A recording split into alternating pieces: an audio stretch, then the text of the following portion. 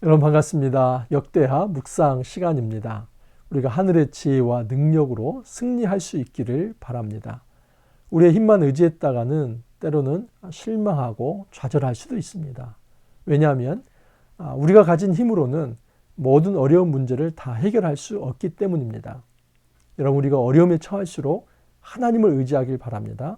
그 하나님의 지혜와 능력으로 승리할 수 있기를 바랍니다. 특별히 오늘은 수능일입니다. 모든 수험생들 하나님을 의지하면서 평안한 마음으로 시험 잘 치를 수 있기를 바랍니다. 또한 코로나 전국에 일어난 실시되는 그런 시험이기 때문에 많은 염려도 있습니다. 어떤 감염 또는 어떤 안전사고 없이 이 수능고사가 잘 마무리될 수 있기를 또한 기도합니다. 우리가 지금 역대하 말씀을 묵상하고 있습니다. 역대하는 유다의 왕들에 대한 기록입니다. 특별히 이 포로로부터 돌아온 백성들에게 유다의 왕들의 기록을 이야기하면서 앞으로 세워나갈 이상적 국가의 모델을 소개하고 있는 것입니다. 지금까지 우리가 살폈던 왕들 기억하시죠? 솔로몬이 있었습니다. 그리고 르호보암 시대에 남북이 분열이 되었습니다. 그리고 아비야가 있었고 아사왕이 등극합니다. 아사왕은 개혁적이었습니다. 그래서 우상을 철폐하고 또 율법을 가르치는 왕이었습니다. 그리고 그 뒤에 일어난 왕이 여호사밧입니다. 근데 이 여호사밧이 문제가 있었습니다.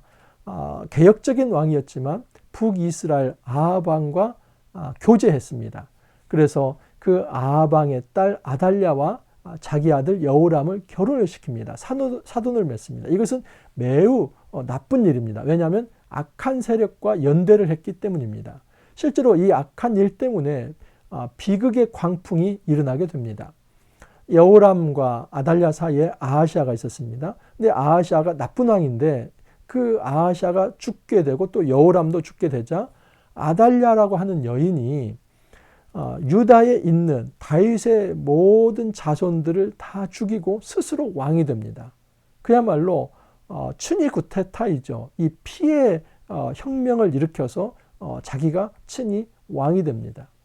문제는 뭐냐면 다윗의 자손의 씨를 멸했기 때문에 더 이상 다윗의 가문이 없어지고 다윗의 왕조는 끝났다고 생각할 수 있습니다. 그런데 하나님께서는 소망의 씨 하나를 남겨놓습니다. 여러분, 요아스이죠. 요아스가 떡액이었을 때 여호사브앗과 여호야다를 통해서 요아스를 성전으로 피신시킵니다. 그리고 그곳에서 6년을 기릅니다. 그리고 요아스 제 7년째 7살 때에 여호야다가 혁명을 일으킵니다. 이렇게 해서 세워진 왕이 요아스입니다. 그래서 요아스는 여호야다가 살아있을 동안에는 매우 개혁적이고 정직한 왕이었으며 하나님을 섬기고 우상을 철폐하며 율법을 사랑하는 왕이었습니다. 근데 여호야다가 죽자마자 이 요아스는 악한 방백들의 이야기를 들으면서 하나님을 떠났고 또 우상을 섬기는 그런 악한 행동을 하게 됩니다. 이 일로 요아스는 자기의 묘실에 이 왕들의 묘실에도 들어가지 못하는 그런 어떤 그 수치스러운 최후를 맞게 됩니다. 그리고 이제 이 요아스 다음 왕이 바로 아마샤인데 오늘과 내일 이틀에 걸쳐서 이 아마샤를 살펴보겠습니다. 여러분, 아마샤 역시도 초기에는 굉장히 하나님 보시기에 정직하게 행동합니다. 그러나 그 말기로 갈수록 그는 하나님 보시기에 참 안타까운 그런 삶을 살아가게 됩니다. 이 아마샤를 통해서도 우리가 어떻게 신실하게 하나님 앞에서 살아가야 할지 한번 생각해 보기를 바랍니다. 오늘 말씀 역대하 25장 1절 13절인데 1, 2절 한번 읽어드립니다. 아마샤가 왕위에 오를 때 나이가 25세라 예루살렘에서 29년 동안 다스리니라. 그의 어머니의 이름은 여호앗단이요 예루살렘 사람이더라. 아마샤가 여호와께서 보시기에 정직하게 행하기는 하였으나 온전한 마음으로 행하지 아니하였더라. 여러분, 아마샤에 대해서 평가를 하는데 여호와께서 보시기에 정직하게 행하기는 하였으나 온전한 마음으로는 행하지 아니했다. 여러분, 부족함이 있었다는 겁니다. 하나님 보시기에 정직하게는 행했으나 그는 온전한 마음으로는 행하지 아니했다. 다시 말해서 그는 하나님 앞에서 온전한 헌신을 드러내지 못했다 하는 것을 알 수 있습니다. 그러면 도대체 아마샤가 어떤 부분은 긍정적으로 평가되고 어떤 부분은 부정적으로 평가되는지 그것을 보겠습니다. 먼저 이 긍정적으로 평가되는 부분은 무엇이냐면 이 아마샤는 어떤 일을 행할 때에 자기의 사적 감정에 끌려서 어떤 보복이나 복수심에 불타는 게 아니라 율법대로 일을 처리했다 하는 사실입니다. 3절 이하를 보면 그의 나라가 굳게 섬에 그의 부왕을 죽인 신하들을 죽였으나 그들의 자녀들은 죽이지 아니하였으니, 이게 아마샤가 잘한 것입니다. 여러분, 아마샤가 자기의 부친을 죽인 그 신하들, 이 요아스가 전쟁에서 중상을 입지 않습니까? 그런데 전사한 게 아니라 그 요아스의 신하들에 의해서 암살당했습니다. 그 이유는 여호야다의 아들을 죽였기 때문이다라고 어제 본문에서 우리가 살피지 않았습니까? 자, 요아스, 아마샤의 부친이죠. 요아스가 죽은 것은 하나님의 심판이 맞습니다. 하지만 이 아마샤 입장에서는 자기의 부친을 죽인 암살자들이지 않습니까? 그렇기 때문에 그들을 살려둘 수는 없었습니다. 왜냐하면 고대 왕이 만약에 자기의 부친을 죽인 이 암살자들을 살려놓는다면 어떻게 왕권이 세워질 수 있겠습니까? 그렇기 때문에 살려둘 수는 없었습니다. 그런데 지금 이 사람들을 처벌을 할 때에 그의 가족들에게는 처벌하지 않는다. 이 부분을 첨가를 합니다. 그러면서 그 이유를 이야기합니다. 이는 모세의 율법책에 기록된 대로 함이라. 곧 여호와께서 명령하여 이르시기를 자녀로 말미암아 아버지를 죽이지 말 것이요 아버지로 말미암아 자녀를 죽이지 말 것이라. 오직 각 사람은 자기의 죄로 말미암아 죽을 것이니라. 이것은 신명기 24장 16절에 의한 말씀입니다. 그건 뭐냐면 아버지가 죄를 지었을 때 자녀까지 처벌하지 마라. 자녀가 죄를 지었다고 해서 아버지까지 처벌하지 마라. 연좌제를 인정하지 않습니다. 율법은 연좌제를 통해서 한 사람이 지었을 때 그 가문을 멸하는 이런 것을 반대합니다. 다시 말해서 아마샤는 자기 아버지를 죽인 그 암살자 두 사람을 처벌을 하되 그 암살자들의 가족에 대해서는 더 이상 연대 책임을 묻지 않았다는 것입니다. 그리고 그 이유에 대해서 아마샤가 율법을 지키려고 그렇게 했다라고 얘기를 합니다. 역대기 기자는 이 부분을 굉장히 긍정적으로 평가를 합니다. 이런 부분은 아마샤가 잘했다고 볼 수 있습니다. 자, 그러면 이제 아마샤가 조금씩 이제 안타까운 길로 걸어가게 됩니다. 에돔과의 전쟁이 일어납니다. 그 에돔과의 전투에서 지금 아마샤가 군대를 일으킵니다. 남유다에서 30만 명을 일으킵니다. 그런데 그 수가 좀 작다고 생각을 했습니다. 그래서 북이스라엘에 원조 요청을 해서 그 용병을 은 100달란트에 주고 10만 명을 사들입니다. 그런데 이 부분에 대해서 선지자가 나타나서 하나님의 신탁을 전합니다. 7절을 보면 어떤 하나님의 사람이 아마샤에게 나와서 이르되 왕이여 이스라엘 군대를 왕과 함께 가게 하지 마옵소서.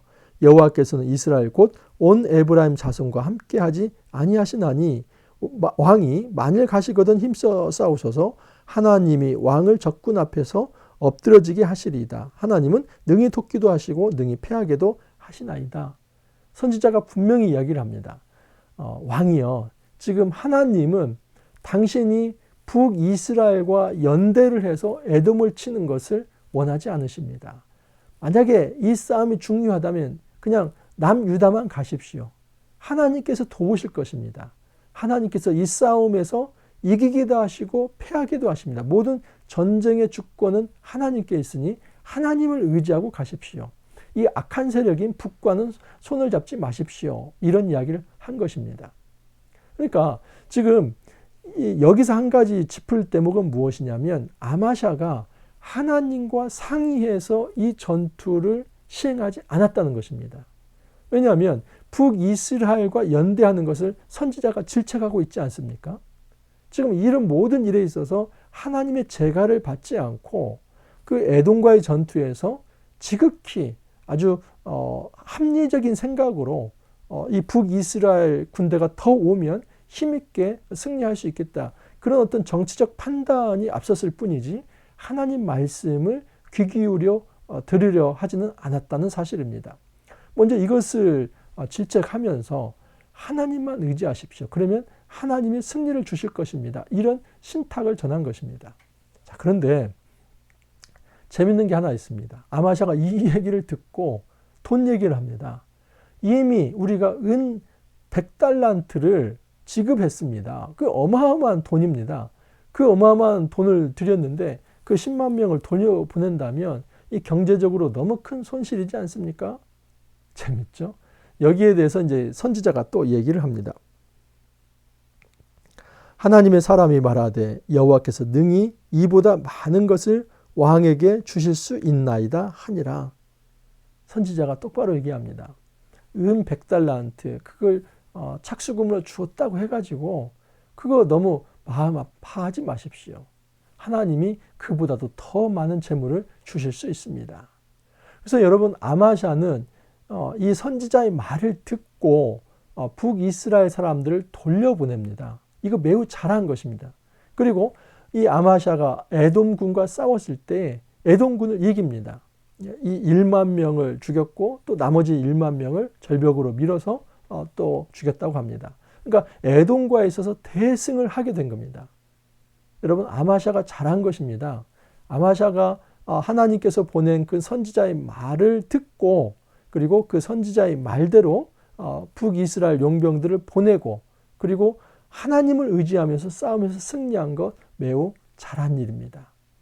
하지만 지금 아마샤의 행동이 여기에서 끝나는 것이 아니라 내일 본문에 의하면 이런 부분이 나옵니다. 14절을 보면 아마샤가 에돔 사람들을 죽이고 돌아올 때 세일 자손의 신들을 가져와서 자기의 신으로 세우고 그것들 앞에 경배하며 분향한지라. 참 재미있죠? 아마샤가 선지자의 말을 듣고 여호와를 신뢰하면서 전투를 했는데 그 전투에서 전리품으로 가져온 게 우상들입니다. 근데 그 가져온 우상들을 섬겼다는 겁니다. 이 얼마나 슬픈 일입니까? 아마샤가 하나님 앞에 정직하게 행했으나 온전하지 못했다는 대목이 바로 이런 대목입니다. 여러분 이런 맥락에서 이제 이 용병들이 돌아갈 때 해코지한 모습을 생각해 볼 수 있습니다.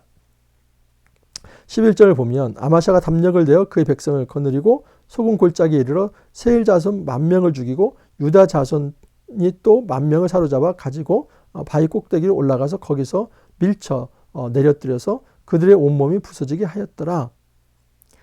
아마샤가 자기와 함께 전장에 나가지 못하게 하고 돌려보낸 군사들이 사마리아에서부터 벳호론까지 유다 성읍들을 약탈하고 사람 3,000명을 죽이고 물건을 많이 노략하였더라.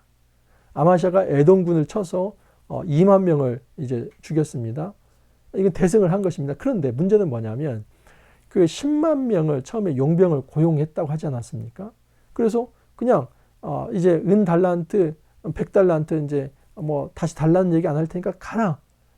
근데 이 북이스라엘 돌아간 사람들이 절호의 기회를 놓쳤다고 생각한 겁니다. 그 전투에서 이기면 전리품을 다 챙길 텐데 그걸 못 챙기니까 돌아가면서 해코지를 하면서 유다의 일부 성읍을 불태우고 거기서 사람 3,000명을 죽이게 됩니다. 여러분 이런 이 모습은 지금 아마샤가 에돔에서 철저하게 하나님을 신뢰하지 못했던 부분과 연결시켜 볼 수도 있습니다. 지금 이 아마샤는 그 전투에서 하나님의 명령대로 전투를 했기 때문에 거기에서 어떤 전리품으로 우상들을 획득했다면 그걸 불태워야 마땅했습니다. 근데 나중에는 그 우상들을 섬기는 너무나 어처구니 없는 일을 행하게 됩니다. 이런 맥락에서 북쪽으로 돌아가는 북이스라엘 10만 명은 또한 유다의 백성 선량한 양민들을 학살하는 일까지 벌어지게 됩니다.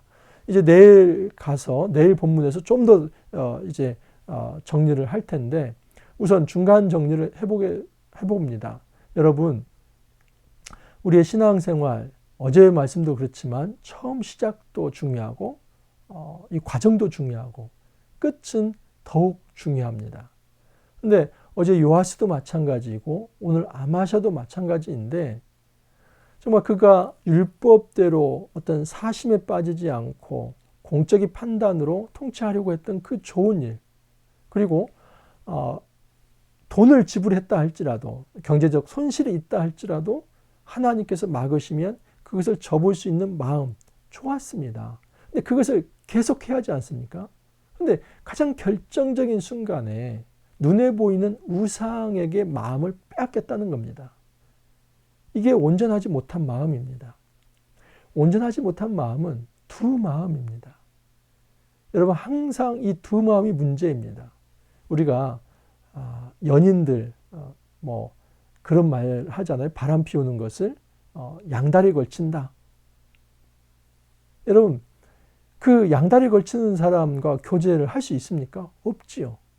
하나님도 마찬가지입니다. 하나님 앞에서 양다리 걸치면 안 됩니다.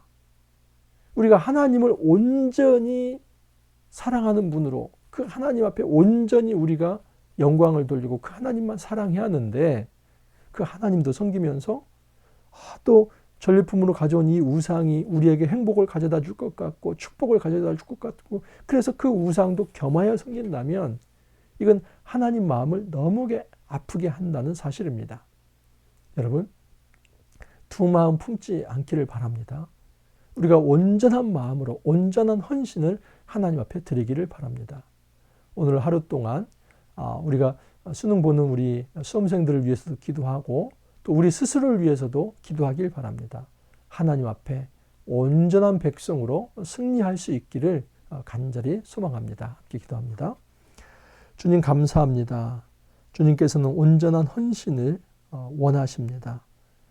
불완전하게 양다리 걸치면서 두 마음을 품으면서 하나님도 섬기고 또 우상도 섬기는 그런 자세가 아니라 온전히 우상을 떠나서 그 우상들을 마음으로부터 불태우고 온전히 하나님만을 사랑하는 그 거룩한 길을 걸어가기를 주님께서 지금도 원하십니다.